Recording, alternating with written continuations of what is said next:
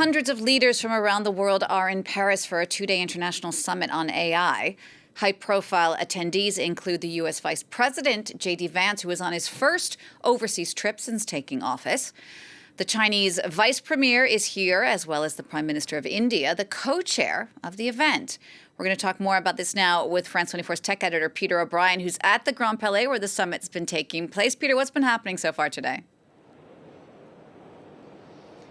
If there was ever a sign that drumming up investment had taken priority at this summit, which is called the AI Action Summit, rather than the AI Safety Summit, as previous editions were called, it's the fact that today is really about doing business. We're seeing many more tech leaders here than we are world leaders so far. The plenary with the world leaders is tomorrow, and that's when there's supposed to be a political declaration to be signed by lots of them. But today, the headline is that 109 billion euro investment in French AI infrastructure that Emmanuel Macron announced in his speech on Sunday night, his interview rather, on Sunday night. Now, one of the contributors to this pot of money is Hugging Face. That's an American company led by a French man called Clément Delongue. He talked to us a little bit earlier.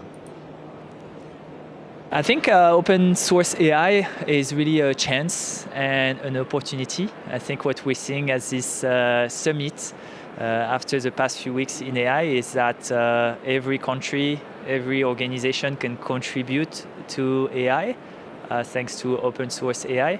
So we're excited to see how we can do more of this in 2025. So you heard there him talking about open source AI. They are the leader in open sourcing AI projects.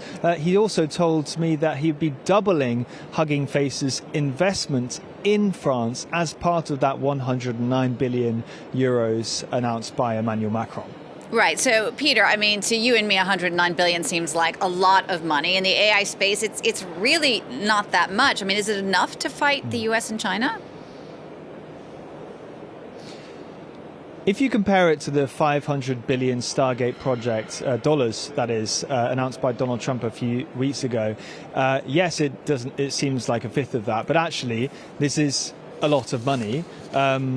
109 billion is so much more than the 400 million that Macron announced would be invested in France at Vivatech last year. It's 20 times more than that. And we've got players like the UAE getting involved. They're investing more than 30 billion euros. Okay. We're getting a Canadian investment fund called Brookfield. They're putting another 20 billion euros. And the reason these companies are coming flocking is because France has substantial nuclear energy resources. We're already hearing that one project will be directly linked to a nuclear power station, for instance.